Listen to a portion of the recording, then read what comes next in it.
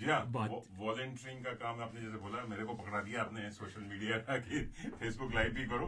और तो Facebook live, जी हाँ, जैसे पहले हम बोल चुके हैं कि रेडियो खाली सुना ही नहीं जाता, देखा भी जाता है। जी और जब जब तक दिखाएंगे नहीं तो लोग सुनते भी नहीं है या जी। फॉलो नहीं करते। आजकल जो है दुनिया बदल चुकी है पूरी हाँ तरीके से, हाँ देखा जाए तो। हाँ, ठीक है। हाँ हाँ। चलिए, तो तो चलिए अब किशोर जी, आपकी वॉलंटियरिंग की जो जर्नी है या ये यात्रा है, ये इसके बारे में बताइए, क्योंकि अभी हाल ही में आपको जो अवार्ड मिला, जी हाँ, it's excellence in journalism and story telling, जिसमें आप एक्सपर्ट ही नहीं है, सुपर जीनियस है। आप जैसा मेरे ख्याल से मैंने कैनबरा ऑस्ट्रेलिया में तो नहीं सुना, और काफी और पूरी दुनिया भर में आपको जाना जाता है because the way you do the interviews, और मीनिंगफुल इंटरव्यूज। जी। मैं तो तड़के मारे इंटरव्यूज करता हूँ, आपने देखा ही होगा, हाँ हाँ। लेकिन जो असली कहानी वो आप सुनवाते हैं और खुद सुनाते भी हैं। तो अपनी जर्नी के बारे में बताइए। एक तो सबसे पहले बधाई एंड शुभकामनाएं आप। Thank you very much.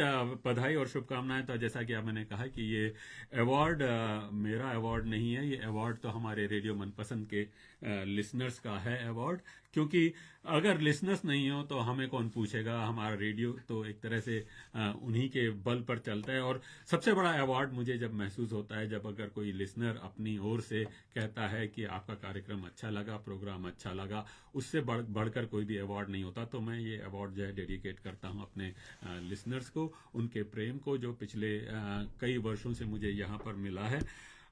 शुरुआत तो आपको मालूम ही है कि यहाँ पर रेडियो मनपसंद पर आने से पहले भी जब मैं शुरू शुरू में यहाँ पर आया था, तो यहाँ पर इंडिया ऑस्ट्रेलिया एसोसिएशन की ओर से एक आधे घंटे का कार्यक्रम होता था। और उस आधे घंटे का कार्यक्रम वो टू डबल एक्स पे होता था। और वो होता था ANU में। तो सुभाष जलोटा जी हमारे से पहले वो कार्यक्रम करते थे, उन्होंने फिर हमें हैंड ओवर किया और उसके बाद उसकी शुरुआत की। आधे घंटे का समय आपको मालूम ही है, बहुत ही कम समय था। लेकिन फिर भी उस समय भारतीयों की पॉपुलेशन कम थी, बड़े ध्यान से सुनते थे, क्योंकि एक चीज इंडिया में हिंदी भाषा में हो रही थी। और उन दिनों जैसा कि आपको मालूम था कि न तो कोई इंटरनेट था, न कोई और सूचना का माध्यम था। तो इंफॉर्मेशन कलेक्ट करना भी अपने आप में काफ़ी मुश्किल होता था। एक इंडिया टुडे की मैगजीन आती थी जो ACT लाइब्रेरी में, वो भी जो है जब आप देखने जाओ तो वो 2-3 महीने पहले की होती थी क्योंकि आते आते भी समय लगता था। सही तो बात। किसी तरह से उसमें से इंफॉर्मेशन कलेक्ट करके वो रेडियो प्रोग्राम देते थे। कैसेट्स थी, कैसेट में कौन सा गाना किस जगह पर है उसको लगाना और अपने। फिर हाँ, पेंसिल लेके घुमाना। पेंसिल लेके घुमाना, और कहीं अटक जाए तो फिर और बात है। तो वो अपने आप में एक अलग तरह का एक्सपीरियंस था। और उसके बाद जो है जैसा कि आपने कहा कि फिर बाद में रेडियो मनपसंद तो आया, उसके बीच में थोड़ा सा एक मंदिर FM भी चला था। अग्रवाल जी ने शुरुआत की थी, तो टू मेरे से डबल एक्स पे। टू डबल एक्स वो एक अलग था, वो इटालियन ऑस्ट्रेलियन क्लब, वो उनका अपना वो था। अच्छा, वहां पे भी तो हाँ, शुरू, वो टू अच्छा। डबल एक्स पे नहीं था। तो वो जो है वहाँ पर थोड़े दिन कार्यक्रम वहाँ पर भी किया। और उसके बाद तो रेडियो मनपसंद आपके साथ शुरुआत की है। और रेडियो मनपसंद के साथ जो है, तो जैसा कि आपने जो उसको काम किया है, इसको लोकप्रिय बनाने में हर तरीके से, उसका बहुत बड़ा श्रेय उसको जाता है। और इसके साथ जुड़ने में मेरे को काफ़ी अच्छा लगा, क्योंकि कार्यक्रम की लोकप्रियता काफ़ी बढ़ी इसके साथ। आपने कहा कि मैं कार्यक्रम थोड़ा अलग करता हूं। जी हाँ, मेरी कोशिश ये थी कि मैं कार्यक्रम कम्युनिटी रेडियो केवल मनोरंजन का साधन नहीं होना चाहिए, इन्फॉर्मेशन का भी साधन होना चाहिए, और साथ ही साथ स्टोरी टेलिंग का भी साधन होना चाहिए। आज आप एथनिक मीडिया में आप देख रहे हैं कि आज की पॉलिटिकल क्लाइमेट में एक तरह से स्टीरियोटाइप्स बने हुए हैं। ऊबर ड्राइवर है, 7-Eleven है, माइग्रेंट्स ही करते हैं, और उनको उस तरह से पेश किया जाता है। लेकिन उनके पीछे जो स्टोरीज हैं, एक ऊबर ड्राइवर दिन में 2 या 3 जॉब कर रहा है, और न केवल ऊबर सर्विसेज प्रोवाइड कर रहा है, अपने बच्चों के लिए एजुकेशन कर रहा है। वो एजुकेट होकर वही बच्चे कल के जो हैं डॉक्टर्स, प्रोफेशनल्स यहाँ पर बनेंगे IT। इसी तरह से जो 7-Eleven में जो काम कर रही है लड़की, नाइट शिफ्ट कर रही है, वो दिन में शायद कहीं यूनिवर्सिटी में पढ़ रही है। और वो जो है वो भी अपने आप में एक कल को एक प्रोफेशनल बनेगी।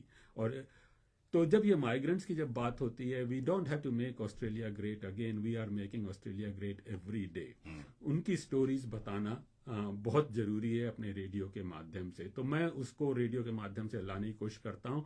और जब मैंने लोगों से बातचीत की है, साधारण लोगों की असाधारण कहानियाँ देखने को मिलती है, चाहे जो आप जिन्हें समझते हैं ऑर्डिनरी पीपल हैं। और हमने सीनियर सिटीजन्स के जो है इंटरव्यूज़ की एक सीरीज़ की थी, उनकी कहानी सुनी, किस तरह से इस देश में आए, किस तरह से उन्होंने अपना करियर बनाया, सफल करियर बनाया, किस तरह के संघर्षों का सामना करना पड़ा। वो कहानी अपने आप में बहुत इम्पॉर्टेंट होती हैं।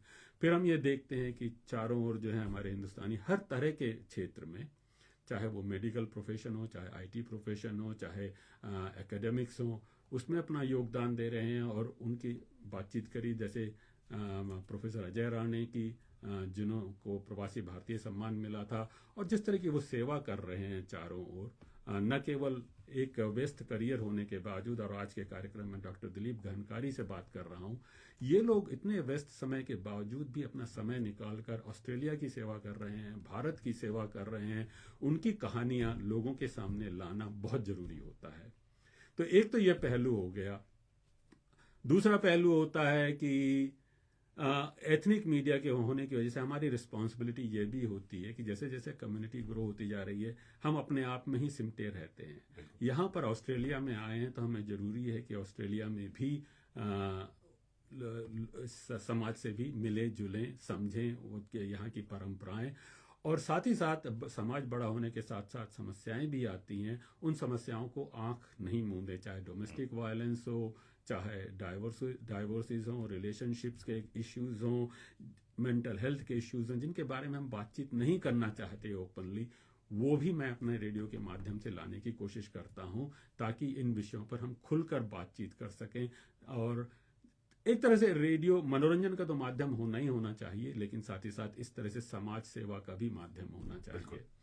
जी, बहुत बढ़िया किशोर जी। ये अब आपको ये अवार्ड मिलकर कैसा लग रहा है? Are you, I know you have been working so hard for last 20 years, specially radio Manpasand, और जो आपने पिछली रेडियो की जर्नी के बारे में बताया, और वॉलंटियरिंग आप बहुत जगह भी करते हैं, खाली रेडियो के अलावा भी। अवार्ड मिलके थोड़ा सा रिकॉग्निशन मिलती है, इसके लिए मैं आभारी हूँ मल्टीकल्चरल वॉइसेस ऑफ ऑस्ट्रेलिया का, क्यों इस अवार्ड के साथ रिकॉग्नाइज किया।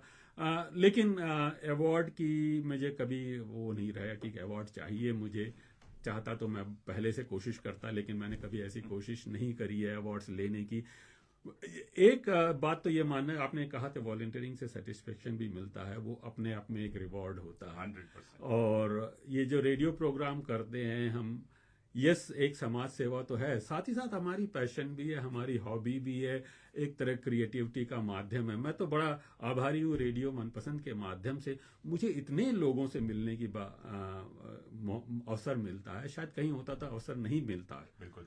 और इतने लोग रेडियो, चाहे रेडियो मनपसंद, एक तो बात समझनी चाहिए कि हमें कुछ ज़्यादा, we shouldn't be carried away कि बहुत बड़ा रेडियो है। छोटा सा रेडियो है, कम्युनिटी रेडियो प्रोग्राम है, लेकिन लोग जिस तरह से रिस्पॉन्ड करते हैं रेडियो के बारे में, और कई बार तो मुझे लगता है कि ये प्रोफेसर्स, ये डॉक्टर्स, एकेडमिक्स हमारे लिए क्यों समय निकालते हैं, लेकिन वो समय निकालते हैं हमारे लिए, बातचीत करते हैं। तो मुझे बड़ा सेटिस्फेक्शन होता है कि इस तरह से लोगों से तो अवॉर्ड करने में मेरा अपना सेल्फ इंटरेस्ट भी है कि मुझे अपनी क्रिएटिविटी और साथ ही साथ लोगों की स्टोरीज लाने का भी अवसर मिलता है। नहीं, आपके अंदर जो टैलेंट है, मतलब मैं तो ये कहूंगा खाली आप में ही नहीं, मतलब जितने भी दुनिया भर में जो टैलेंट है, क्यों नहीं आप उसको यूज कीजिए एज ए पैशन। जी, जरूरी नहीं है कि आपको उससे पैसा कमाना है, कभी कभी पैशन से भी आप बहुत कुछ कमा सकते हैं। वो जैसे मैंने पहले भी कहा, प्यार और आशीर्वाद, और लोगों में खुशियां बांट सकते हैं। अगर आप गिटार बजाते हैं या पियानो बजाते हैं या स्केच करते हैं या पेंटिंग करते हैं या गार्डनिंग करते हैं, कुछ भी करते हैं, किसी को अगर आप मदद कर सकते हैं और जाके आप अगर किसी के साथ चाय भी पी सकते हैं, एक तरह का वो भी वॉलंटियरिंग होता है। यहाँ तो बहुत सारे अलग, क्या कहते हैं कि इतने सारे मौके मिलते हैं मैंने देखा बनिंग्स के बारे में बाहर बैठे हुए सॉसेज सिजल कर रहे हैं, एक तरह का वॉलंटियरिंग है। हाँ, हाँ। आप एज केयर में चले जाइए, हेल्थ केयर में चले जाइए, कहीं पे भी चले जाइए, वॉलंटियरिंग की कमी नहीं है। सैल्वेशन आर्मी है, सेंट विंसेंट है, नहीं तो कुछ नहीं है तो आप अपने बच्चों के स्कूल में ही वॉलंटियरिंग कर सकते हैं। और मंदिर में तो मैंने देखा है काफी सारे वॉलंटियर्स लगे रहते हैं। हाँ। मंदिर है, गुरुद्वारा है, चर्च है, और मस्जिद है, वो भी अनसंग हीरोज है। They are the real heroes. That's right. और उनको अवार्ड्स की कोई इच्छा नहीं होती, ना पैसे की इच्छा होती है, ना अवार्ड्स की होती है, बस लोग आके का थपथपा दें पीठ, भैया बड़ा अच्छा काम कर रहे हो, वही अपने आप में अवार्ड हो जाता अवार्ड है। और, तो बात चलती है आप कैसे जो वॉलंटियरिंग नहीं करते या कम करते हैं, या अभी सोच रहे हैं, या बोलते हैं यार इसमें मेरा क्या, हमेशा ये अपनी अपनी सेल्फ वो आ जाता है ना, सेल्फिशनेस भी कभी कभी, अरे मैं बाहर जाके क्यों किसी की मदद करूं, मुझे क्या मिलेगा। तो उनको क्या आप एडवाइस या कुछ एक इंस्पायर कैसे कर सकते हैं? सबसे बड़ी बात तो हम इसके बारे में बातचीत कर रहे हैं, हम अपने रेडियो के माध्यम से ही बातचीत कर सकते हैं। हमने बातचीत करी है कि वॉलंटियरिंग के माध्यम से क्या क्या लाभ मिलते हैं। हमने तो खुद बात भी करी थी यहाँ वॉलंटियरिंग एसीटी की जो है जीन गेज के साथ। तो it's not about the money only, like it's about, बताया आपकी पैशन है, आपको एक्सपीरियंसेस मिलते हैं, आपको तरह तरह के सोशल नेटवर्किंग मिलते हैं, तो सब कई तरह के लाभ है, बताने की तो जरूरत ही नहीं है। वॉलंटियरिंग वर्किंग अपॉर्चुनिटीज भी मिल सकते हैं, हो सकता है आपके रेज्यूमे में अगर आपने वॉलंटियर लिखा है। मैं तो ये देखता हूँ यहाँ के एम्प्लॉयज ढूंढते हैं कि आपने अपने प्रोफेशन से हट के कुछ अलग से कुछ किया, तो ये ऑस्ट्रेलिया में बड़ा एक कल्चर है। जी, दैट्स राइट। और दूसरा, अब आपने बताया कम्युनिटी रेडियो के, मैं चैलेंजेस भी बताना चाहूँगा। हम लोग जहाँ तक कम्युनिटी रेडियो के ब्रॉडकास्टिंग है, हम अपने एक ही लोग होता है, जो हम ही घर भिश्ती बावर्ची सभी होते हैं। यहाँ पर हमारे लिए कोई टीम नहीं होता कि बैनर लगाओ, अपना प्रोग्राम तैयार करो, लोगों से बातचीत करो, लोगों से फिर यहाँ पर पैनल चलाओ, गाने क्या चलेंगे कि इंटरव्यू किसका होगा। तो मुझे जानकर आश्चर्य हुआ कि आप एबीसी और एसबीएस के जो ब्रॉडकास्टर्स होते हैं, अगर उन्हें 2 घंटे का कार्यक्रम होता है तो उनको फुल टाइम एम्प्लॉयमेंट होता है। तो आप इमेजिन कीजिए, हर 2 घंटे कार्यक्रम के लिए 30-40 घंटे मिलते हैं उनको, और साथ ही साथ में उनके साथ पूरी टीम होती है, प्रोड्यूसर्स होते हैं, टेक्निकल टीम होती है। यहाँ पर तो हम सभी खुद ही हैं, फोन भी कॉल्स भी उठा रहे हैं। हाँ, अभी सोशल मीडिया कर रहे हैं, लोगों को कमेंट्स भी कर रहे हैं, सब कुछ कर रहे हैं। हाँ, तो ये अपने आप में एक चैलेंज होता है, और कई बार इस चैलेंजेस की वजह से कुछ अपने ऐसे ह्यूमरस एक्सपीरियंसेस भी होते हैं। कभी पैनल नहीं चल रहा, और कम्युनिटी रेडियो में आपको मालूम है कभी कंप्यूटर डाउन है, कभी कुछ और डाउन है, तो उन चैलेंजेस को भी फेस करना पड़ता है। बहुत बढ़िया। किशोर जी, आपकी तो मेरे ख्याल से you should write a book about yourself. मैं तो यही कहूंगा, आप बहुत अच्छा लिखते भी हैं। तो दोस्तों आपको बता दूं कि इज अ वेरी गुड लेखक भी हैं, कवि भी हैं, और इनके जो एक किरदार है, जी हाँ, आप इस किरदार पे आपने यूट्यूब चैनल भी खोला है, क्योंकि अब आप रिटायर हो गए तो you have got more time on hand. जरूर। तो I think you should go and inspire people to bring more people, youth and जो हमारे देसी लोग हैं या सब कॉन्टिनेंटल लोग हैं जो वॉलंटियरिंग नहीं करते, तो उनको आप जाके अपनी स्टोरी टेलिंग कर सकते हैं। तो ये मैं आपको देखना चाहूंगा, और इस पे आप बुक लिखिए। जरूर। नहीं तो अपनी, और या आप पॉडकास्ट कर सकते हैं, वीडियो कास्ट कर सकते हैं, नहीं तो आप आजकल तो ब्लॉग्स लिख लिए जाते हैं। तो you are very good in writing, जो मेरे अंदर कला नहीं है, लिखने की कला मेरे पास 0 है।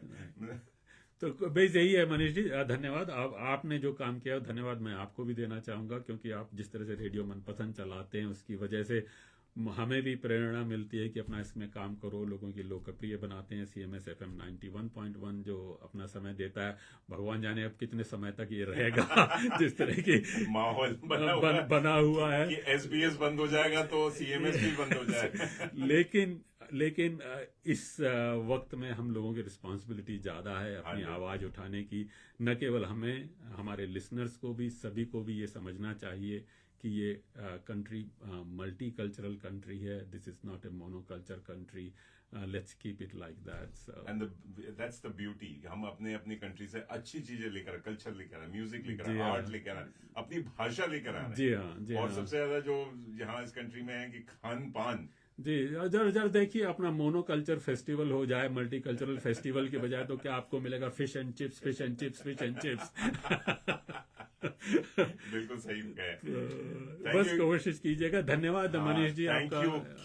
कीप आप ऐसे ही लगे रहिए, और अपनी स्टोरी टेलिंग, अपना और जर्नलिज्म को और भी या मेरा हमेशा एक ख्वाब था जर्नलिस्ट बनने का। मेरी चॉइस ऑफ प्रोफेशन वही थी अगर मैं कर पाता, लेकिन आप चले गए, लेकिन कहीं दूसरी जगहों पर आईटी फाइनेंस में निकल गए आप, लेकिन रेडियो के माध्यम से फिर भी ये पैशन पूरी हो रही है। आपने तो वो बात छेड़ी जो मेरे पिताजी कहते थे कि भैया कविताएं लिख के या क्रिकेट खेल के आप झोला लटका के आप अपने घर बार नहीं चल, दाल रोटी कैसे कमाओगे, चल सकती, मॉर्गेज कैसे पे करोगे, तो उसके लिए हमें जॉब करना पड़ता है। आप भी आईटी में हैं, हम भी इंजीनियर हैं जी, तो पहले अपना ये चीजें साइड बिजनेस, पेट पूजा पहले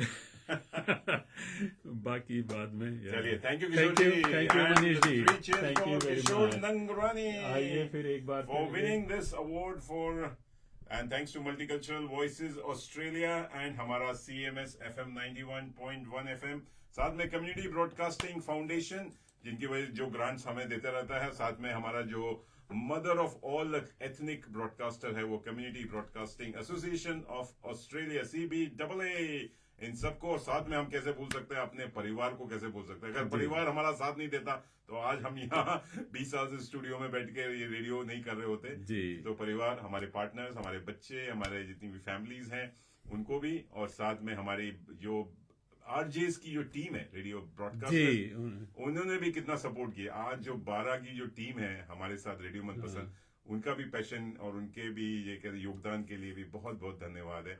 इट्स वेरी ग्रेटफुल। तो मुझे भी बड़ी खुशी होती है, खाली मैं अकेला चला था जर्नी में, आप जुड़ते गए और ऐसे करके सारे लिसनर कारवां बन गया, और 5 साल में जो हम ग्लोबल हो गए, दुनिया भर से जो प्यार मिलता है और इतना मिलता है, कभी कभी मैं इतना इमोशनल हो जाता हूँ, आंखों में आंसू जाते हैं कि हम क्या करते हैं, जी लोग हमसे इतना प्यार क्यों करते हैं। आज चंदन गुप्ता जी नहीं है, चंदन गुप्ता जी हमेशा गोरखपुर से जुड़ते हैं, आज लग रहा है कहीं तबीयत तो ठीक है गुरु चंदन जी। Manish ji, thank you very much हमारे कार्यक्रम में जुड़ने का। और जैसा कि आपने कहा कि आपके वॉलंटियरिंग एंगेजमेंट्स खत्म नहीं होते, आपने फिर भी यहाँ समय निकाला, हमारे साथ बातचीत की, और अगले नेक्स्ट वॉलंटियर रेडियो मनपसंद 20 साल का बच्चा हो गया है, 20 इयर्स सेलिब्रेशन। इस बार हम 20 साल का सेलिब्रेशन करेंगे और ये फलता फूलता रहे, 40 साल, 50 साल, 100 साल, जब तक हम जिंदा हैं तब तक तो चलेगा ही। हाँ, कोशिश रहेगी। चलिए आइए एक गीत सुनते हैं और म्यूजिकल ब्रेक लेते हैं। वेल डन किशोर जी, बहुत बढ़िया बढ़िया Manish ji, thank you very much. बड़ी मेहनत लगती है जी हाँ एक कार्यक्रम करने में, लेकिन जो मेहनत आप लेकर आते हैं जी हाँ। आज तो जो टॉपिक पे भी बात करेंगे जो और बाकी वॉलंटियर्स हैं, हाँ, OAM अवार्ड्स विनर जी हाँ, डॉक्टर दिलीप गहनकारी के साथ बात करने वाले हैं। बहुत ही अच्छी बातचीत है उनके साथ, क्योंकि ये लोग जो हैं इंस्पायरिंग है। जब हम अपनी वॉलंटियरिंग की बात करते हैं, मैं जब इन लोगों को देखता हूँ, हमारी वॉलंटियरिंग तो कुछ नहीं है, क्योंकि आप सर्जन हैं, डॉक्टर हैं, आप आराम से बैठ के जिंदगी गुजार सकते हैं, कुछ करने की जरूरत नहीं है, मगर ये लोग फिर भी अपना समय निकालते हैं 100%। और एक साल नहीं, 20-20, 25-25 साल से ये काम कर रहे हैं। तो और they change the lives of people. I mean doctor Dilip Gahankari की जब मैंने बातें सुनी, आप सुनेंगे इंटरव्यू में, किस तरह से वो लाइफ अल्टरिंग सर्जरी करते हैं लोगों की।